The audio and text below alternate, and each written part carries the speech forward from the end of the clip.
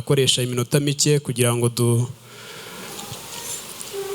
dusoze gahunda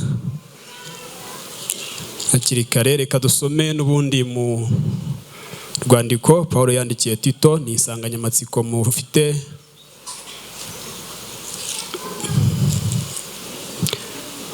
Igice cya kabiri mufite ku murongo wa 7, ariko ndagira ngo dusome duhereye ku murongo wa 6 tugeze kwa 8. Turaza no kureba igice cya mbere murongo w'10 kugeza ku wa 16.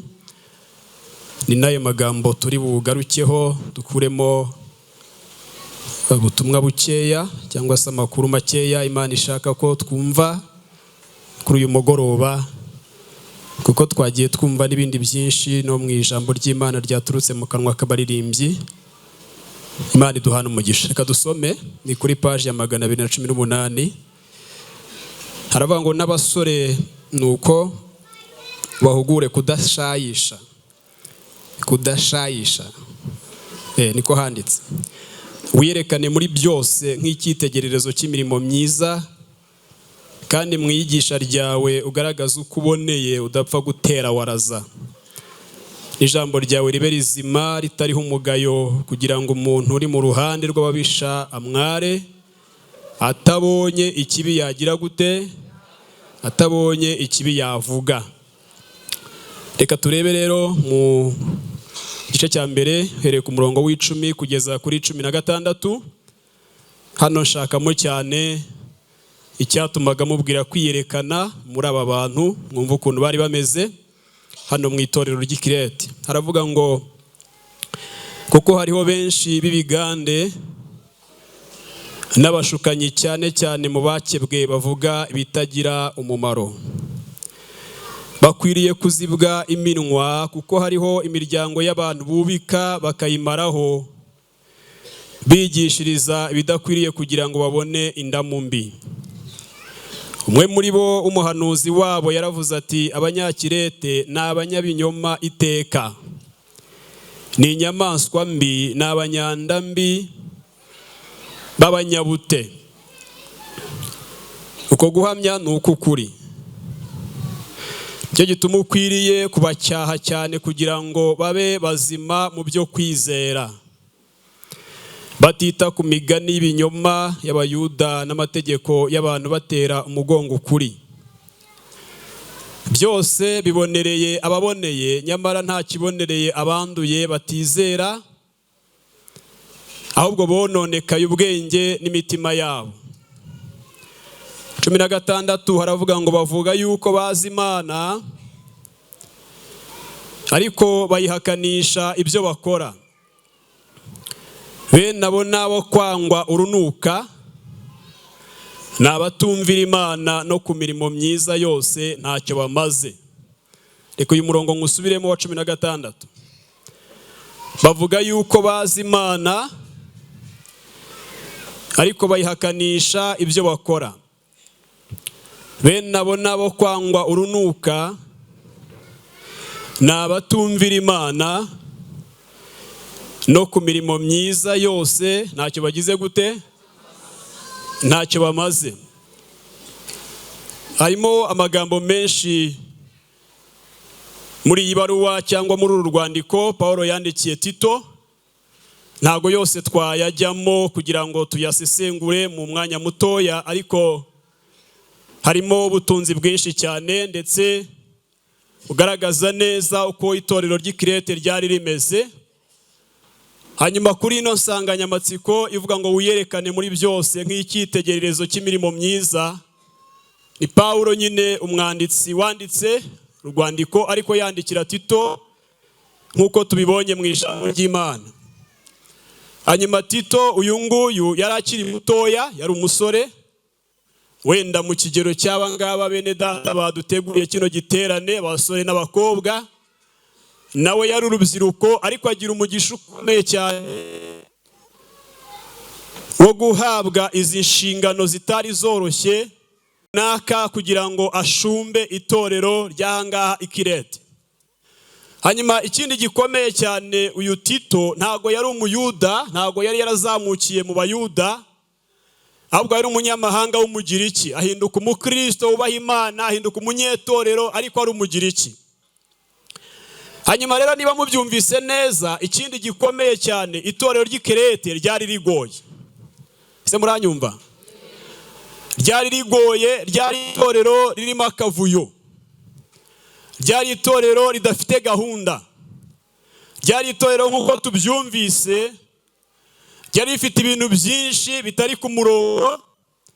Mu nshingano Tito yari afite harimo ko agomba gutunganya ibitagize gute? Bidatunganye. Ibintu byose bitari kuri gahunda akabishyira kuki? Kuri gahunda. Rero ntushobora gushyira ibitari kuri gahunda nawe utari kuri gahunda. Ntushobora gutunganya ibidatunganye nawe utagize gute? Nawe udatunganye. Mbere yuko utunganya ibintu urasaba wowe kubanza gutungana. Mbere yuko uha umurongo ibintu biragusaba kubanza wowe nawe ukagira umurongo. Haleluya. Haleluya. Abanyumva haleluya. Ese ko mutazamura? Haleluya. Kugira ngo ushyire ibintu ku murongo, ushyire ibintu kuri gahunda, utunganye ibintu, biragusaba wowe ubwawe kubanza kujya kuri gahunda, ukabanza ugatungana, ukabanza ukagira umurongo, ukabanza ukagira icyerekezo, ku buryo umuntu nakwitegereza ari bubone uboneye, umeze neza, nta kibazo, uri bumubere urugero rwiza, akakwigana kugira ngo nawe agire ibyatunganye. Bibiliya itubwiye ijambo ngo umuhanuzi muri bo yahanuye ngo Abanyakirete ngo ni abanyabinyoma iteka ryose. Kugira ngo bashyire ku murongo biragusaba kutagira iki? Dusangire ijambo ry'Imana tuziranye se? Biragusaba kutagira iki? Biragusaba kutagira ibinyoma. Kubera ko niba abantu ari abanyabinyoma kandi ushaka kubakosora, biragusaba ko we nibakureba bazakubona mu kuri. Haleluya. Haleluya. Haleluya. Arongera aravuga ngo Abanyakirete ni inyamaswa mbi. Iri jambo naryibajije kuki bongeyeho mbi? Nuko hari inyamaswa z'inyamahoro, hari inyamaswa nziza, hari inyamaswa zidafite icyo zitwaye, ku buryo uzigereranyije n'umuntu yaba yumva nta kibazo. Ariko hari izindi nyamaswa mbi. I Krete hari abantu ngo babaye inyamaswa mbi, kandi nubwo akiri mutoya ariko arasabwa ko n'izi nyamaswa mbi azikosora, akazishyira ku murongo zikaba abantu. Afite umukoro ukomeye wo guhindura inyamaswa ikaba iki? Aragomba kwiyerekana rero. Haleluya. Nk'icyitegererezo cy'imirimo myiza. Ni ijambo ry'Imana ryabivuze, ntimundenganye, ndi mu ijambo ry'Imana. Haleluya. Kandi abo tumenyeranye niko nabaye, nta bindi njya nkunda kujyamo, ni ibingibi. Tuvuge cyane haleluya. Reba uhawe inshingano zo gushyira umuntu kuri gahunda, w'umunyanda nini kandi w'umunyawuti. Ucunga ko bihiye, ucunga ko bigeze ku meza, akaba arabiriye, akaba arabyatatse kandi ari umunyawuti. Ucunga ko igiterane nk'iki ngiki kiryoha, akaza akabyina, akaza akagira gutereka sinakubwira nta n'igiceri cy'icumi yashyizemo, kandi ugasanga arimo araducura ibihe byiza, ari umunyabute w'umunyandanini. Ucunga gusa ko ibintu biryoshye akabyiyitirira kandi atabigizemo uruhare. Hanyuma uhawe inshingano zo gushyira abantu ku murongo. Ntabwo byari byoroshye. Icyo cyatumye amubwira ngo wiyerekane nk'icyitegererezo cy'imirimo myiza, ariko muri bingahe? Muri byose. Oh haleluya. Abanyumva haleluya.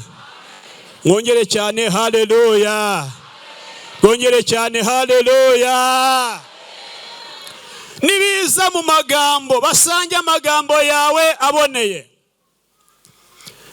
Nibiza mu bigendanye no kurya no kunywa basanga urya neza unywa neza, nta gucuranwa, nta guri igisambo. Nibiza mu kazi basange nta guri umunebwe, uri umukozi. ahantu hose bari bushakishirize basange bimeze neza. Harimo abagabo, harimo abagore, harimo abasaza, harimo abakecuru, harimo abakuruta bubatse ingo, ariko nibaza n'ibyuko ari abagabo, bakaza n'ibyuko ari abagore, bakaza n'ibyo mu ngo, basange nubwo ukiri umusore ariko uhagaze neza. Nibajya mu ruhande rwo kugushaka w'ikibi, bagishakishe mu gitondo, bagishakishe saa sita, bagishakishe nijoro, bakibure bamware. Haleluya. Yaramuhuguraga. Kandi iyi nsanganyamatsiko mwahisemo ni nziza, Imana ibaho umugisha. Tuvuge cyane ngo amen. Reka mve gatoya ahangaha kuri aya makuru, ni menshi ntago nabijyamo cyane. Ariko iri jambo kwiyerekana muri byose nk'icyitegerezo cy'imirimo myiza, nabonyemo ubundi busobanuro bwa mbere, nasanze ari ukwitangaho urugero rw'ibikorwa byiza. Hari ijambo Paulo yavuze rikomeye, ngira ngo yabwiraga Abakorinto, arababwira ngo mugere ikirenge mu cyanjye kuko nanjye nkigera mu cyande. Haleluya. Hari umuntu wakubwira ngo ugere ikirenge mu cyanjye ukavuga uti vuga uvuye aho ngaho, ntabyo nkoze. Ariko Paulo yarabitinyukaga akabwira itorero ngo mugere ikirenge mu cyanjye, kubera ko azi neza ko barakigera muke ariko nawe arakigera mu cya Kristo. Mu yandi magambo, aho Kristo ashinga ikirenge ni naho Paulo agishinga. Uwigana Paulo araza kuba yigana nde? Yigana na Kristo. Iki nicyo turimo gusabwa muri iyi nsanganyamatsiko muri kino gitera. Hanyuma rero imyaka 5 ishize kugira ngo numva nafataga icyemezo nkurikije wenda uko nabonaga bishobora kutavamo nkurikije uko igihe gishize, hanyuma bikanga urumva iby'urukundo nyine wakumenya wa wundi namayobera wareba no muri telefone ugasanga na nimero wayifashe mu mutwe mu buryo utazi, kandi ubwo wari wayise ibyo ntasanga muri pipa ntazagira gute, ntabwo ari agasanga nayifashe mu mutwe. Ngenda ngasiba amafoto yose mfite muri telefone yiwe, nkayasiba nkagira gute, najya kubona nkabona hari yitije numva nyine y'abantu umuntu afite nimero yawe. Ibi nibirebire ntabwo icyo ngambiriye ndaje kubabwira gato.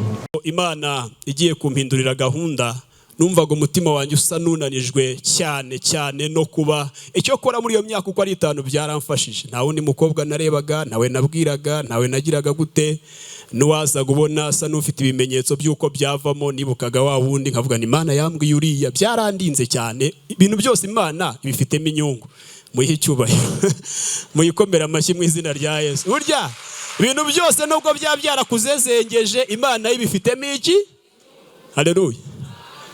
Ese turi kumwe? Haleluya. Haleluya. Ibyo rero bimaze gusoza, nibuka ko nabwiye Imana ni noneho rero maze igihe kinini cyane muri ibi bintu, kandi ndumva umutima wanjye umaze kuvunika. Genda urebe umukobwa ufite umutima umeze nk'uwanjye. Umutima wanjye urawuzi. Genda urebe umukobwa ufite umutima umeze nk'uwanjye, hanyuma nyine umusange muganirize, ne kuzaba ari nge wongera kujya kubwira umukobwa, azaza nyibwire. Icyo azambwira nzahita nembera. Muri makeya nari ndimo mbwira Imana ngo azanyirambagiriza. Numvaga naniwe. Burya abakobwa mujye muruhura abasore, ari cyagera muri icyo kigero akumva waza akamubwira, yavuga ati rwose ndabyemeye, akurikije igihe yamaze imisozi. Noneho namwe mugaceceka mugakomeza nyine, kandi wenda runarimo ujye ugenda umwongore ntacyo byatwara, ushobora no gutobora ukamubwira, kandi ukabura mworohereje. Ndabizi neza ko hari abasore turimo guhamanya muri ibyo bintu.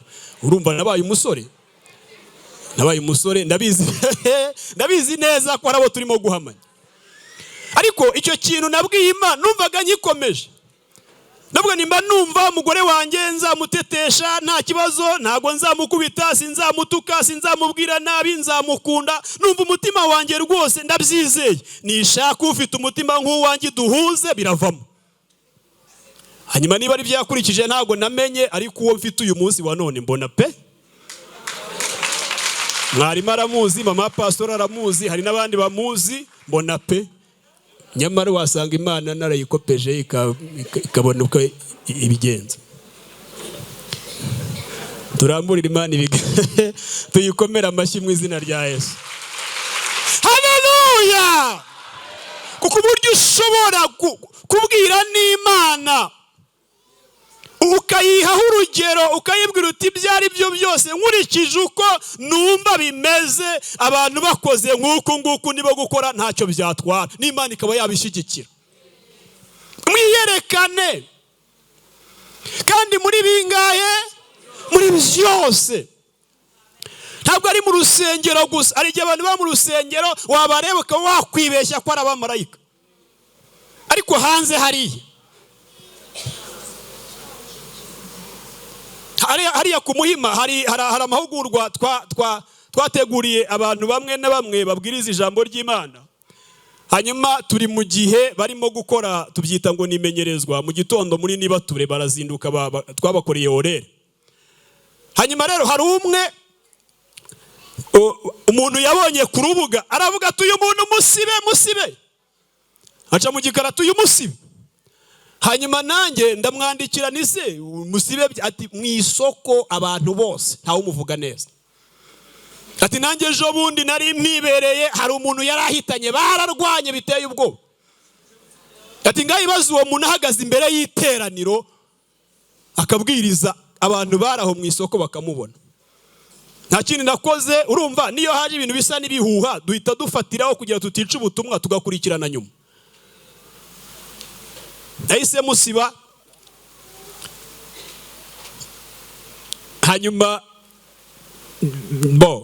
nyine urumva ambaza uko byagenze, musobanurira ko numvise ibintu by'amagambo, mbwira ko ntakagombye kubyitaho. Navuga no yahumura wigira ikibazo, reka tubanze dukurikirana ibyawe. Ariko aho buvuyeho niba ari urubuga rw'abantu barimo kwitoza kuvuga ijambo ry'Imana, nta mpamvu yo kugira ngo babe bafite ibizinga. Mwiyerekane muri byose, hariya mu masoko, hariya mu kazi, hariya mwiyerekane muri bingahe? Tuvuge ngo amen. Iri jambo ikindi gisobanuro cyaryo kiravuga ngo ni bya bindi bavuze ngo kora ndebe iruta. Mwabonye ko hari abantu bazi kuvuga? Mwarabibonye? Hari abantu bazi kuvuga, wamubona avuga ukagira ngo ni umuntu. Wareba ukuntu yitaka, wareba ukuntu yivuga. Nibutsa akantu kamwe ahantu hamwe ku ishuri. Umwe mu bayobozi bari b'abanyeshuri yari yaratowe. Hanyuma manda yabirangiye, twongera kugira indi gahunda yo kugira ngo habeho amatora nyine y'abayobozi b'abanyeshuri. Hanyuma mu kwiyamamaza kwabo, wa wundi wari waratowe ashaka kugira ngo nyine agaruke muri wa mwanya, mu bintu yavuze kuri manda ye yakoze, yashyizemo ibikombe ikigo cyari cyaraguze. Aravuga ngo kuri manda yanjye ngo murabizi ko twabazaniye ibikombe ngo twese tunyweramo. Arabyitira kandi byaraguzwe n'ikigo. Hari abantu baba bazi kuvuga n'ibyakozwe bunaka akabikusanya akabizana rwose. Igeze guhura n'umuntu rimwe hariya Nyabugogo, ni umuvugabutumwa hano muri Kigali ndamuzi. Aramamagara arambwira ati dore ibiterane nakoresha. Yari afite za fishe, buri giterane na korari ahagaze imbere afite mikoro kwa kundi mutumanika. Hanyuma nyerekamo igiterane kimwe, ninjye wari warajyanye na korari hariya Kamuhoza Jehova-Yiri. Ntago mavuze nubwo iyo nayivuze. Tujyana mu ivugabutumwa muri icyo giterane ndabyibuka, n'undi muvugabutumwa witwa Sitani yo mu majyaruguru niba atari mu za Muhono nyirango ahari. Muri icyo giterane nitwe babiri nta nubwo yigeze ahagera. Ni ku ijambo ryo kugira ngo twiyerekane muri bingahe? Nk'icyitegerezo cy'imirimo myiza, twiga ijambo ry'Imana. Mukanya turasenga Imana nta kibazo. Tuvuge cyane haleluya. Tuvuge cyane haleluya. Arangije azana izo afishe, mbona na cya giterane twari matarahari. arambwira ati dore n'iki gihe twari Nyamasheke muri paruwasi ni ntuyuse niwo wati ati ni jewe kandi koko yari we afite na mikrofone hamwe n'iyo korali n'amatariki naya anyereka amatariki nsanga niya yandi twari turiyo. Hari abantu bazi kuvuga monsheri, hari abantu bazi kuzana n'ibihamya, hari abantu bazi none se umuntu naza akagushushanya akagukura mu rusengero akakujyana hanze. Dufite abantu bavuye mu rusengero bagiye hanze hariya ngo bari mu bintu niba ngo ari iby'ubuntu ngo by'iki abantu bakagenda bakarindagira bwacye bagatangira kurwara abadayimoni bakazagaruka barazezengeye baratwawe n'abantu bafite amagambo nkayo, bafite uturimi dusize umunyu, bafite utugambo turyohereye, ariko wareba gusa ukagira ngo ni umutiba uri mu buki kandi inzuki zarabunyoye kera. Ukamukurikira ugira ngo uzarya ubuki, wageramo ugasanga zagize gute? Ese ako kantu murakazi? Ni ibibazo by'abavumvu. Hari igihe yagika hanyuma akabona inzuki zirimo zashyizemo n'ubuki, hanyuma yatindaho gatoya zikabunywa. Yagenda agasanga harimo iki? Ibiki? Ibishashara biri mu busa, nta buki bwibereyemo. Ataha rero avuga ati yewe nimurekere nta buki tukibonye, zagize gute? Hari abantu bavuga zarabunyoye, ukagira ngo hari ikintu kirimo kandi byararangiye. Ariko kora mu kiganza cya mugenzi wawe mugutumeho. Ndabizi ubwo babane nyine bahindutse abanyabwenge ntabyo bakora, ariko nta n'icyo bitwaye. Mubwira uti wiyerekane muri byose nk'icyitegererezo cy'imirimo myiza. Tugire gutya twese, tuvuge cyane cyane haleluya.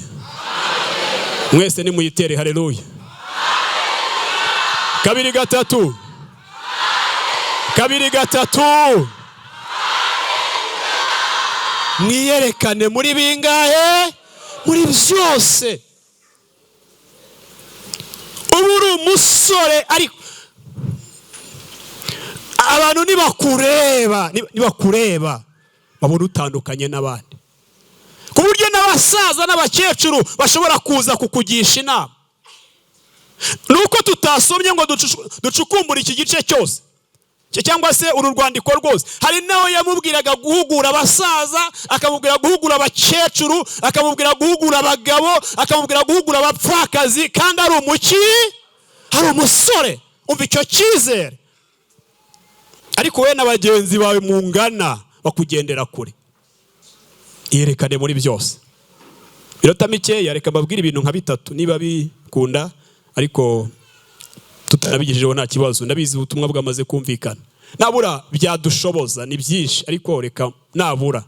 Ikintu cya mbere soma ijambo ry'Imana, navuze ngo donc ibyadushoboza kwiyerekana nk'icyitegererezo cy'imirimo myiza. Icya mbere ni ugutungwa n'ijambo ry'Imana.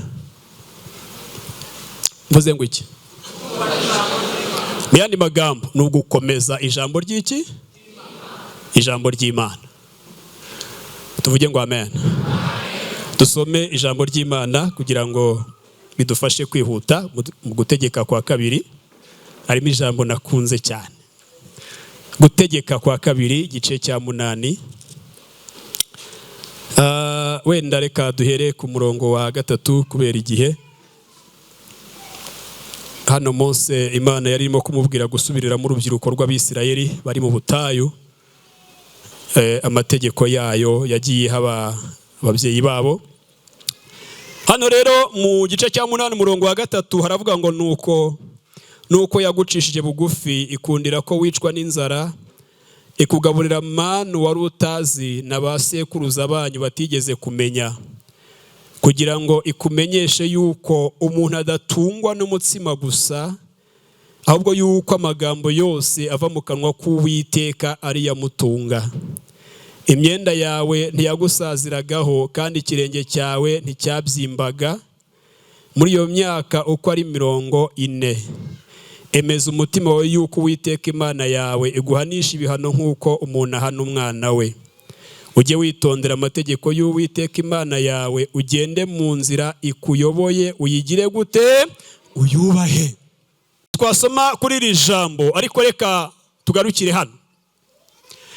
Mose Imana imusabye kwicaza urubyiruko rw'Abisirayeli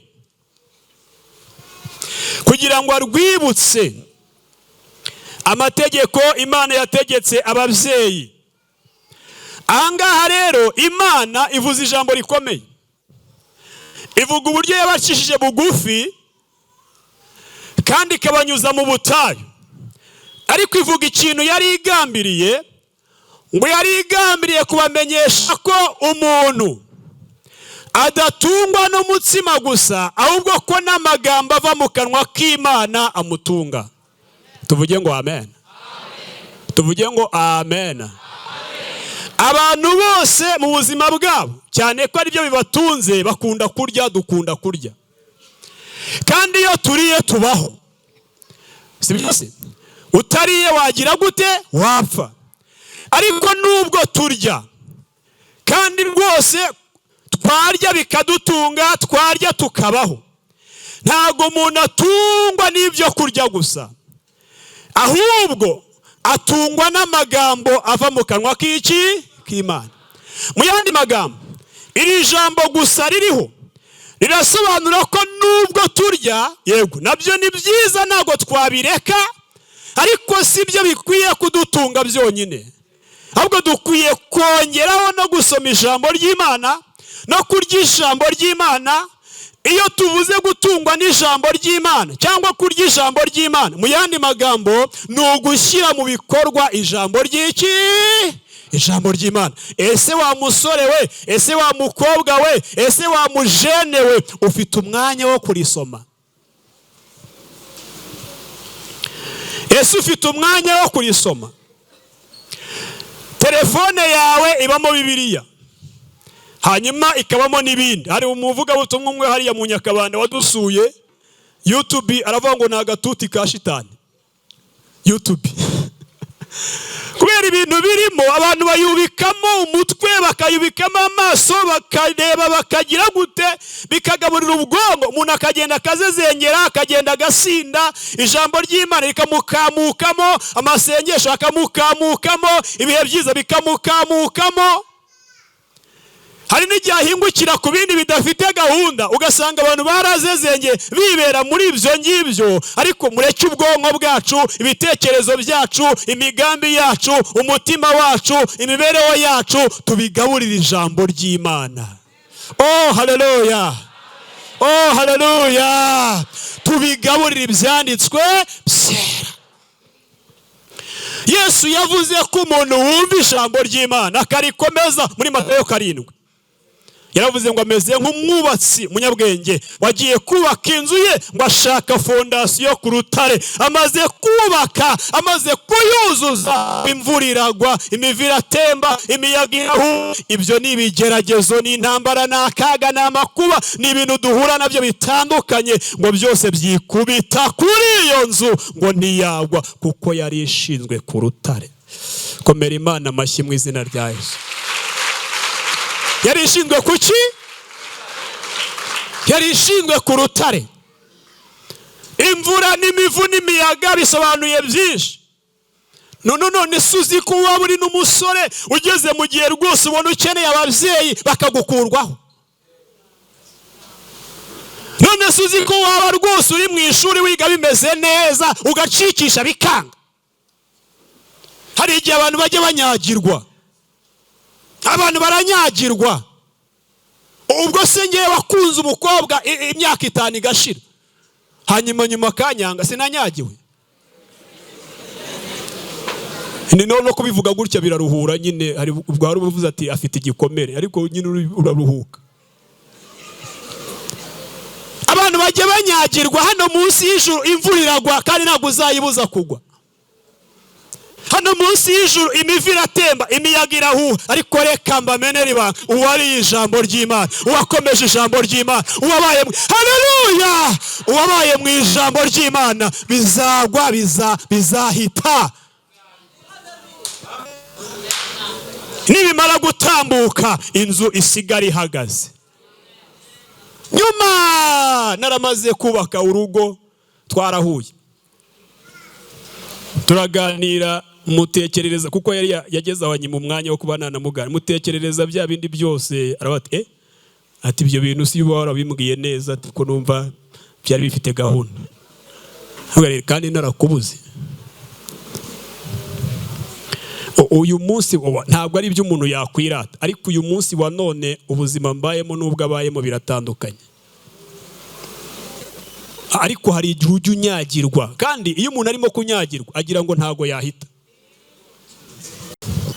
Ndabareba nkabona mutaranyagirwa.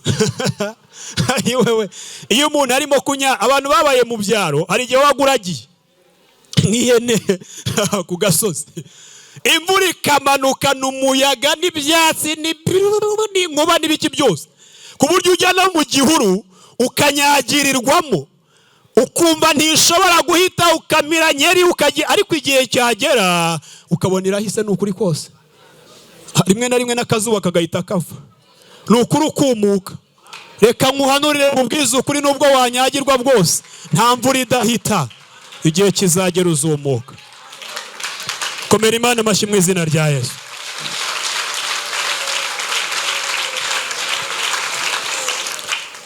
Uzi ukuntu bigenze? Mureke dusenge Imana. Mureke dusenge Imana, singe wazanye ibi, nabyo ni imvura. Mureke tunyagire.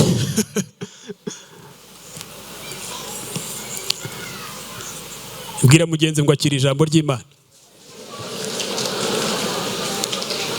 Kumurekuye se kandi ngiye kongera kumugutumaho. Mubwire ngo uyerekane muri byose nk'icyitegererezo cy'imirimo myiza. Irya gatatu, mubwire ngo haguruka dusenge. Tetero kere beti anisa anata yararabano fete. Tetoke enene handove. Wiyerekane muri Imana idutere inkunga, idufashe kugira ngo tubashe kuyubaha no gushyira mu bikorwa ijambo ryayo, tubicyitegererezo cy'imirimo myiza. Uri data wa twese mwiza, urera kandi urakiranuka, ushobora byose, nta kibasha kurogoya imigambi yawe. Twebwe twese duhagaze imbere y'amaso yawe, turambuye ibiganza imbere y'amaso yawe nk'ikimenyetso cyo gutsindirwa mu ijambo ryawe. Tugusabye inkunga, tugusabye inkunga, tugusabye ubuterankunga, tugusabye inkunga, tugusabye umwuka wera kugira ngo adufashe, adushoboze gushyira mu bikorwa ijambo ry'Imana, adushoboze kugenda nk'abana b'Imana, adushoboze gutungana nk'abana b'Imana. Shoboza umusore, ushoboza umukobwa, shoboza umugabo, ushoboza umugore, shoboza buri muntu wese, Uwiteka Imana isumba byose. Tugende dutunganye rwose, abatureba babone twubaha Imana, badusangeho imbuto nziza, babone dutunganye rwose. Nutubashishe imigambi y'umwanzi yose itugenda inyuma, itugenda imbere, idutangatanga hirya no hino, turayitatanyije mu buryo bwo kwizera. Turasenze ngo Imana Data iyitsinde, turasenze ngo izina rya Yesu riyitsinde. Turakwinginze cyane kugira ngo dukurireho na za karande zijya zifata abantu zikabaheza mu bintu bishobora gutuma badahinduka icyitegererezo cyiza. Izo nazo turazihagaritse mu izina rya Yesu. Turagusabye ngo dushoboze twubahe Imana, dushyire mu bikorwa ijambo ryayo. Naho imvura yagwa, naho imivu yatemba, naho imiraba yaza, Uwiteka Imana nudushoboze, nutubashishe. Sengeye umuntu wese muri aya materaniro umeze nk'urimo kunyagirwa n'ibiharimo, turaguhendahenze cyane. Umuhereza imbaraga, umuhereza ubushobozi, umuhereza ubutware, ategeke ibyamutegekaga, agende hejuru y'ibyamutsindaga, abitsinde mu izina rya Yesu. Urakoze kutwemereye inkunga, urakoze kutwemereye imbaraga, urakoze kutwemereye ububasha. Haleluya! Turaguhendahenze Uwiteka Imana yacu, hejuru y'ibyo dukora, hejuru y'uko tubayeho, turaguhendahenze cyane kugira ngo dushoboze kuba ibyitegererezo mu bandi. kandi utuneshereze muri byose. Ugize neza ko wumvise gusenga kwacu, tugukomeye amashyi tugushimira ijambo ryawe. Aya mashyi ni ayawe, izi mpundu ni izawe. Uwiteka Imana yacu, uyu munsi wa none tunejejwe n'ijambo ryawe, kandi ukomeze kubana natwe muri byose. Muri kino giterane uzakomeze gufasha bene data kuzageza ku musozo wacyo. Tubibwiye Imana Data mu izina rya Yesu Kristo umwami wacu. Amen.